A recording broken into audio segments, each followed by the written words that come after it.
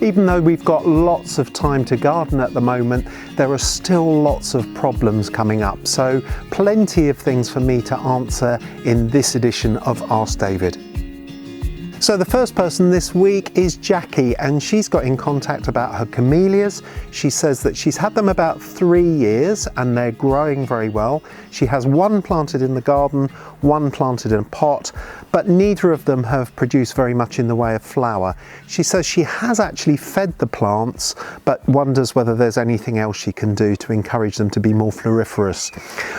Here, I think the basic problem, Jackie, is what you have been feeding them. So if you've been giving them a general purpose fertiliser, then it's probable that the plants are having too good a time of it and it won't encourage them to flower.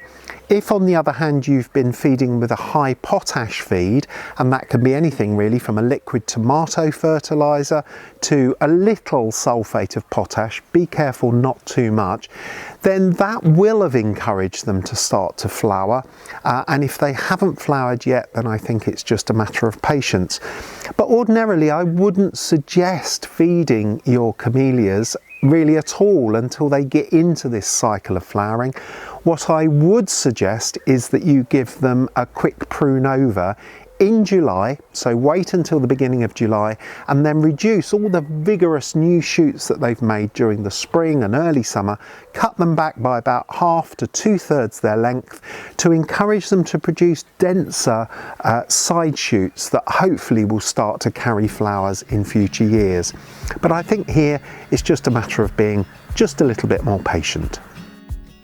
Caroline has asked about her apple trees. She says that they've started to produce some quite small shoots with very, very small leaves that are also turning a little bit yellow, and she wonders whether it's because they haven't really had much rain for about 2 months. Do you know, I think, Caroline, you're dead right here, and it's pretty typical growth response that many plants have when they're under stress. They can start that growth and they can start to make a little bit of additional growth, but because the plant hasn't got enough energy inside it, it's not working efficiently because it hasn't had enough moisture, then I think that they will only produce this slightly stunted, slightly small yellowing growth. So key here would be to apply a mulch around the base of the trees all the way over the surface of the soil, perhaps only about 2 to 3 centimetres deep. Use well rotted compost or bagged compost for that, and also give the plants a really thorough soak. So each tree will need at least a bucket full of water, just gradually poured onto the soil, allowed to soak in rather than a quick spritz over with a hose. It really doesn't replace that good long soaking, and hopefully over the next few weeks we'll get a little bit more in the way of rain. Richard's got in touch about his scented leaved pelargoniums. He says that they're covered in aphids and also some other mites. He's tried spraying them with a dilute solution of washing up liquid and also tried a pesticide on them, but he wonders what else he can do. I'd be inclined, Richard, to give them a high potash feed, something that will toughen the foliage of the plants up and make them less palatable to those insect pests. So most of us know that potash feeds, things that you would feed to tomato plants, for example, are good for encouraging flowers and fruit. But the thing most people don't realise is that potash toughens the foliage up and makes it more resilient, not just to insects, but also to drought, and also makes plants a little bit more hardy.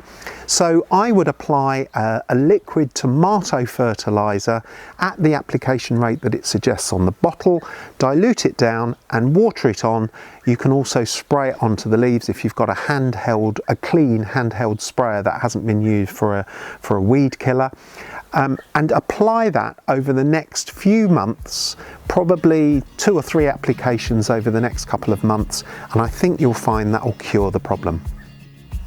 Now Liz has sent me a photo of a plant that she's got growing in her garden.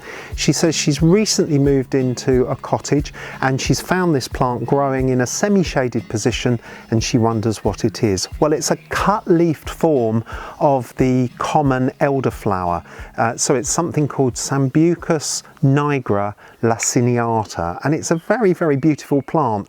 The leaves are very, very much more divided than the common hedgerow form of the elderflower, and I would use this as a foliage plant, cutting it hard back just before it starts into growth, probably in around about March time, cutting the whole shrub right down to ground level, as close to ground level as possible, and then you'll get an eruption of really big, vigorous leaves that will be beautifully divided and very, very architectural.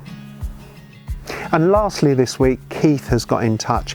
He asks about his cherry trees. He says he's got 2 of them. They're growing in pots. He's had them for about 3 years and they've produced precious little in the way of flower or fruit. And he wonders what he can do, whether he would be better off planting them in the open ground. In this case, Keith, I think you're dead right. Get them into the open ground so that they can get their roots down where they can tap into moisture and some natural feed that will come from the soil, and then they won't have to rely on you for everything that they need to survive. So I wouldn't do it at the moment during the middle of the summer, really, where be experiencing hot, dry conditions, and I think you'd be better off waiting at least until we get a good heavy downpour of rain that will soak down into the ground and give the plants a chance if you plant them out. Otherwise, I'd be inclined to keep them ticking over in pots, watering them regularly for the rest of this season, and then plant them out in the autumn. So thanks to all of you for this week's batch of questions. Keep those questions coming in if you've got anything really that's taxing you in the garden, and I'll do my very best to answer it.